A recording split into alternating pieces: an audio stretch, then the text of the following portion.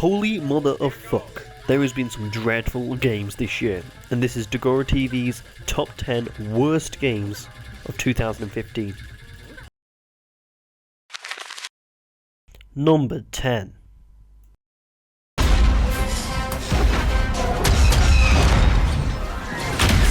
Rebels incoming! The rebels have activated the uplink. Move on that position.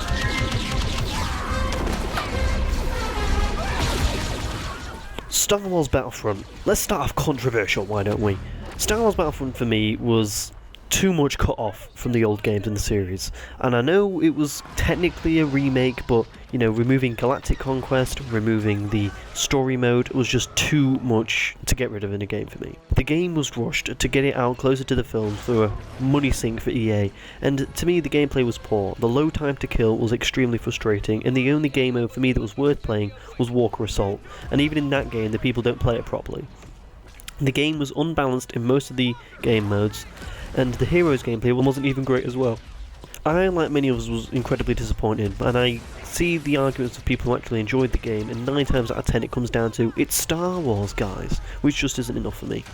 I mean, I know that I'm not the biggest Star Wars fan, but if a game like this come out for a series that I loved, I will not be giving this much support. The lack of game features that we get for the price is unforgivable, and they've already said they're already working on Star Wars Battlefront 2. They've got this license for 10 years, so we can probably expect 10 Star Wars Battlefront games. They're going to be milking the hell out of this series, and people are going to buy them every time. Do you know why? Because it's Star Wars. Even the singular missions gameplay, or the co-op missions, there was like, what, 4 or 5 missions in the whole game? Shocking, and nowhere near enough for me. Incoming orbital strike!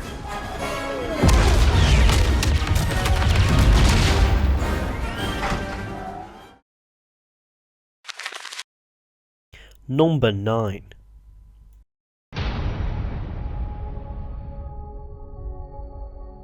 What could have done this? Apparently, the things we were hired to kill.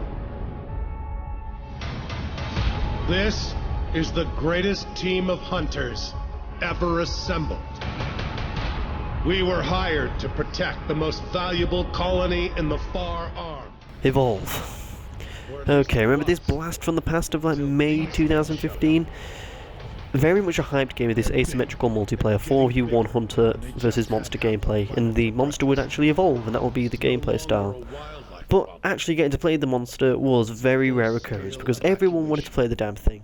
The gameplay got old really, really fast as a hunter. The amount of times that one of your hunters in your team would run away if he was doing a pickup group, and you would always fail if you run away because the monster would pick off the group bit by bit. The game was only really enjoyable when you was playing it amongst friends, and that's not enough for a game like this. The business model of the game was absolutely shocking. To play full price for the game and then get charged over $100 if you were going to buy them all in microtransactions was absolutely atrocious. The campaign was awful, and even now you can see on the Steam charts it gets an average of 300 people playing it at a time. And this is at the time of recording, by the way. This was a real big disappointment for a lot of people. They didn't regularly update the game, which dramatically needed. It needed a lot more different game modes other than this standard 4v1 gameplay, which was actually more buggy in my opinion than what it was actually given credit for, and it just wasn't an enjoyable experience after 3 or 4 games.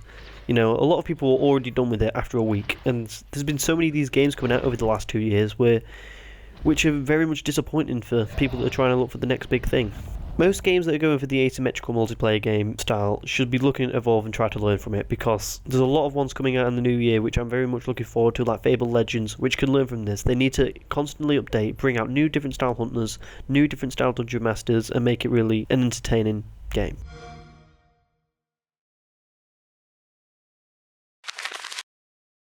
Number 8.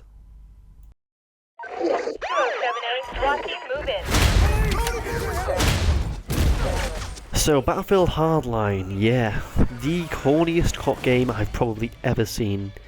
The game just felt absolutely ridiculous. The main story, you know, being this episodic thing, had cool features, you know, with this, like, last time on Battlefield Hardline, or whatever. It felt like a TV show. But online, when the cops have got these massive arsenals, and these robbers have got arsenals the size of, like, the US Army, it felt absolutely ridiculous. If you're going to do a cops and robbers game, do, like, the car chase gameplay. Don't do this bloody cars that have got basically as strong as tanks and got these machine guns going out of them and everything. If you're going to do a cops and robbers game, it's not meant to be like that. If you're going to do a cops and robbers game, do like taking part in a bank heist and then the cops go after you and things like that. You get kind of like what Payday do in a way, but have players playing the cops. Also, there was nowhere near a big enough improvement from Battlefield 4, and Battlefield 4 was kind of slated by a lot of people. Hardline to me was a game that a lot of people could see wasn't going to be very good. It's a shame that a lot of people got disappointed with it, and there's actually been quite a few good first-person shooters that have come out this year, like Call of Duty Black Ops 3, and to me, Battlefield Hardline shouldn't even be contended amongst that list. And even now, a lot of people are forgetting about it. I think it's a very good decision from Battlefield to take a step away from the people at DICE, to take a step away for a year and, you know, concentrate and make the game a lot better, instead of trying to go for the annualized franchise thing and try and compete with Call of Duty, because it's not going to work. Not when you've got games coming out like this. You know, Battlefield Bad Company 2 was great, you know, and everything.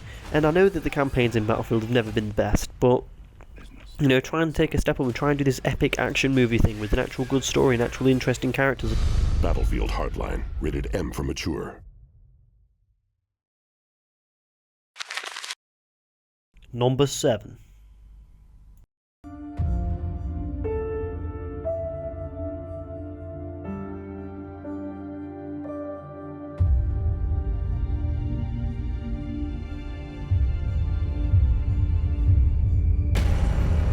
The people of Gotham need you. Batman Arkham Knight for the PC, and I know that I put Batman Arkham Knight for the PS4 on my top 10 games of the year list, but this PC version was an absolute broken mess. And the refund fiasco that went on with it, where there was refunding the game, taking the game off Steam, going back and reading the PC port, and then brought it back to Steam. And guess what? It was a buggy mess again. And now it seems they've just given up, you know, on the player base, on the people that have actually bought the game. They're just saying, okay, we'll just refund you, and that'll be the end of it. You know, this is an absolute shame that it only really worked on one of the systems, the PS4. It's unplayable for most of the PC players, which is an absolute shame. I know it works with the real high-end PC players, but 9 out of 10 people aren't them. For a game, if you're a big Arkham fan and a big fan of the franchise, it must be like a stab to the heart to get this to come out. What you've been waiting for a long time, the epic finale, which was actually a really good game on a whole, but if you're not being able to play it, it needs to be slagged off for it, and that's the reason why it's on the list. Fire in your eyes. Before this night is through, that fire will consume you.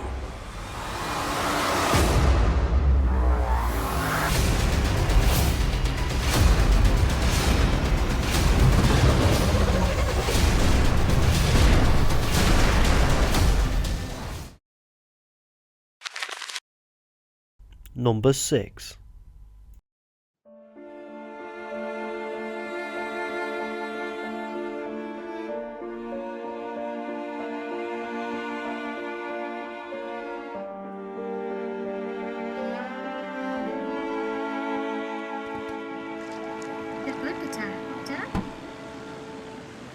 Okay, if you don't know what Submerged is, it's a third-person combat-free game where you're basically exploring this flooded city and discovering a lot of stuff about it and climbing up these buildings and trying to save basically your, I think it was a little sister, it was a sibling anyway, it could have been a little brother, from getting this disease because it's been attacked. So you got to go around, climb stuff and save. There's these rock people, you know, looking out, you're kind of spying on you, and they're meant to be the enemies that you're meant to be afraid of, but they end up being the good guys. Spoilers. The game was a real drag to play through. Climbing was fun, really, for all about 5 or so minutes, you know, looking for places to go, but it was just tropes that just kind of kept on being the same throughout the game, and thank God it was a short experience, but it felt like it was much longer than what it actually was. The rock dude, people, enemies wasn't programmed properly at all. You know, they wasn't frightening when you could catch up to them and actually see what they looked like and go up to them, and you could just see what it was going to be like from a mile away. There was no enemies in the game at all. They never felt this need for a threat. I didn't really feel the relationship between the main protagonist of the game and the sibling. I didn't really feel a lot of stuff from the game. I didn't really enjoy the boat mechanics of going around in the boat. It just felt a real bore to play, and I don't really know what kind of target audience this was going to go after, because I don't really see anyone who's going to really feel emotionally connected to this. There's a lot better games like this that have come out in recent times, and really you should go look at all of them. Submerged for me was a game that, something that I don't really that is something that I don't normally give a go, but after all the games that I tried this year, if you saw my top 10 games of the year list, you'd know that there's a lot of games on there which I don't normally play, but I really enjoy them, so I thought I'd give this a go for something new. Maybe this was a genre that wasn't for me, which is a reason why I didn't really get the game as much, but it's not something that I'd be really looking to get into.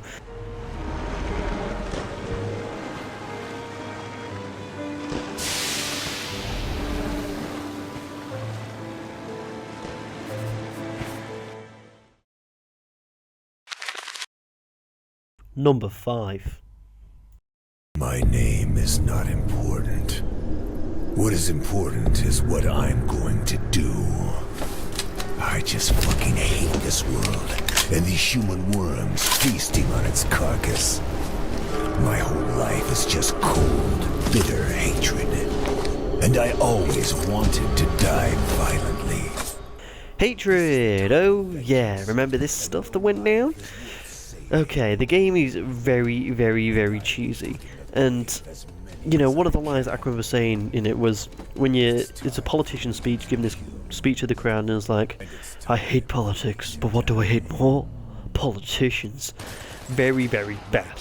And the checkpoint system was absolutely shocking, and it just felt ridiculous. You know, you'd be looking at everywhere for this one person, and then you get killed by the touch of a car. Even if it was moving at 1 mile an hour, you'd just get killed, and you'd throw your controller or anything. You'd be that frustrated at getting killed by this bullshit.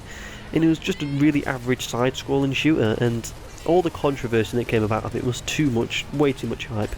And the ending of the game was shocking. The ending of the game was ridiculous. Going up to the guy, putting a gun to his head and going, set off the nuclear bomb now or else I'll shoot you. Because you're not going to die if you don't put off the nuclear bomb. I really didn't enjoy my time with Hatred, and I didn't really have high hopes for it before it came out, but it was just all the people talking about it, all the people giving it this thing, it's got the right to an art style and everything, and I fell for that trap, I'm going to be honest with you, and I really wouldn't want another game in the Hatred series. Stay away from it. I think it was just a way for the developers to get money to be able to make the project that they really want to make, because if this was it, they're some sick-minded motherfuckers. All those poor bastards, sacrificing their lives in the name of duty to protect the innocent and the weak. I call them human shields. Number 4. It is a new world for us.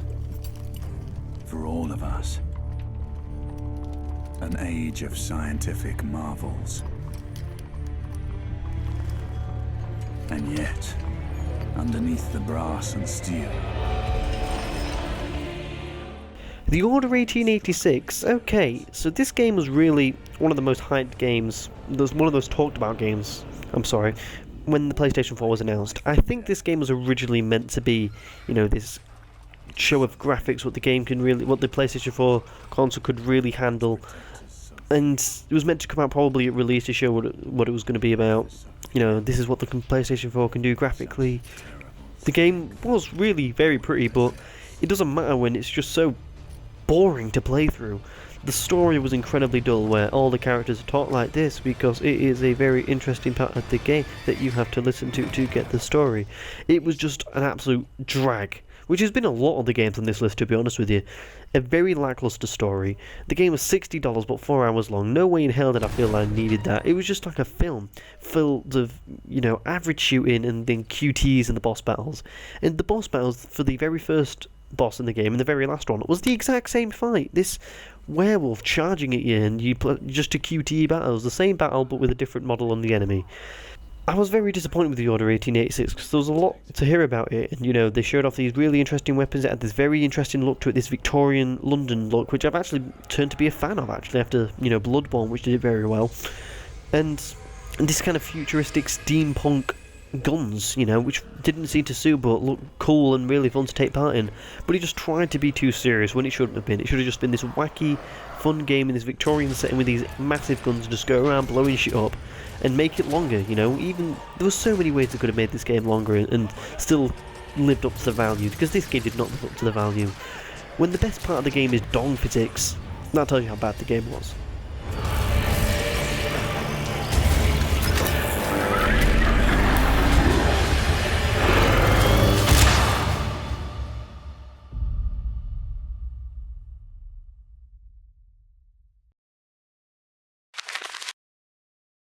Number 3.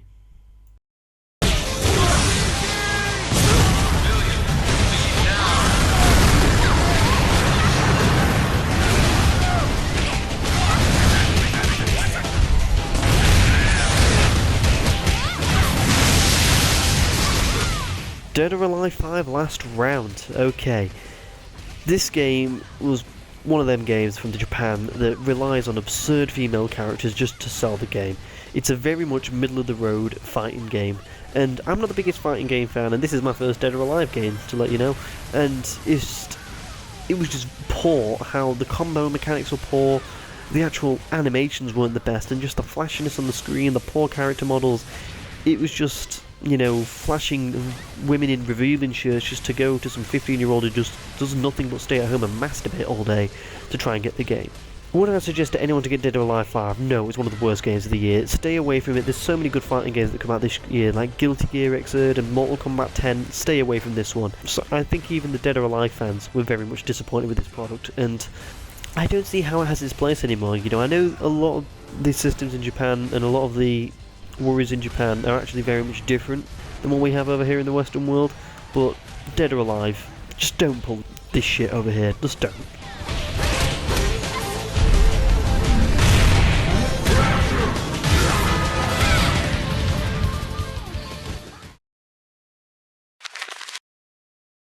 Number 2.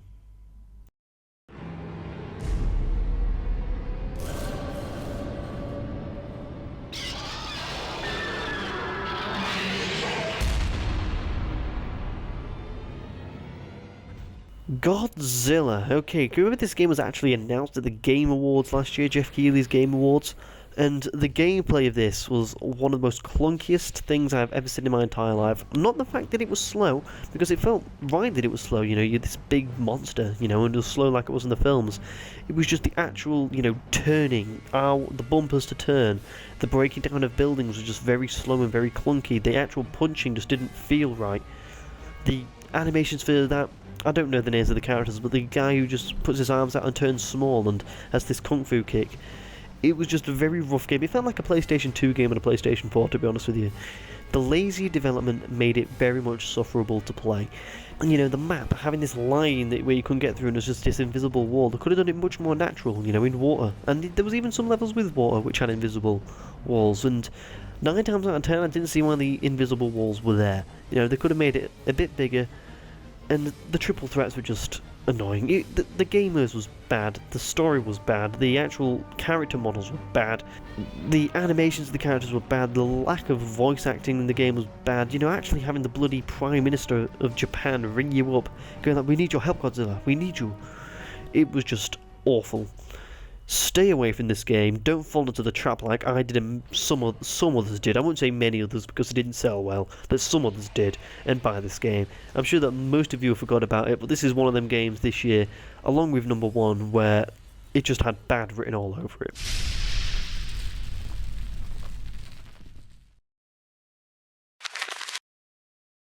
Number 1.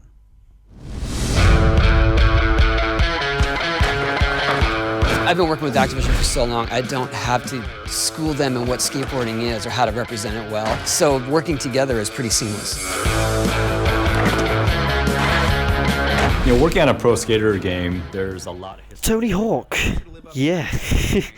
This game felt rushed out the door to meet the agreement that Activision have with the Tony Hawk franchise, because it was expiring in the early part of next year. This game is by far the worst in the Tony Hawk series, a game that was probably most treasured in most of my generation's hearts, for one of the first games that they ever played. It was very buggy, very poor animations, and some of the stupidest game modes I've ever seen in my entire life. You know, there was that one that you probably would have seen on Clueless Gamer with Conan, where you had to make the head bigger to blow it up, and you make the head bigger by doing better tricks. I mean, it was just stupid. There was one with the balloon where you got to catch a balloon when going up and down the ramps. The grinding was on the bars was absolutely awful. Having Lil Wayne as a character was just... it was just face-palming all the time, you know. The game just felt wrong. It wasn't this nostalgic flashback to what we loved as a kid. It was just truly an awful game, and I don't see how anyone could really like it. Even if you're a skateboard fan, you best just get a PS2 and just playing the old PS2 Tony Hawk games. They were great. Even that old Simpsons skateboarding game was great. This was just shocking. Stay away from it, keep out the bugs, and the developers, I think it was a 7 gig patch, which was actually bigger than the size of the game on day one, so already shipped. And then they thought, okay, let's try and fix the fuck out of this game before we can get it out. And my god, I wonder how bad this game was before that patch hit. I wonder how bad it must have been for them reviewers, because it was just shocking for us all. Use of real life locations is going to appeal to the hardcore skate fan, but the create a park mode, I think that is going to bring the video game community in a very big way. We're always trying to create... Okay, so that's my top 10 worst games of the year. I don't actually see too many that can be disagreed on this list, and maybe a few of the controversial ones at the beginning. I'm going to guess that a few of you are going to be moaning about Battlefront. And, you know, a lot of people did enjoy it, but for me, it was one of the worst games that I played. Definitely the worst Star Wars game I probably ever played. Granted, I haven't played that many. Leave your comments below what you think was the worst games of the year were. You know, I want to hear your lists.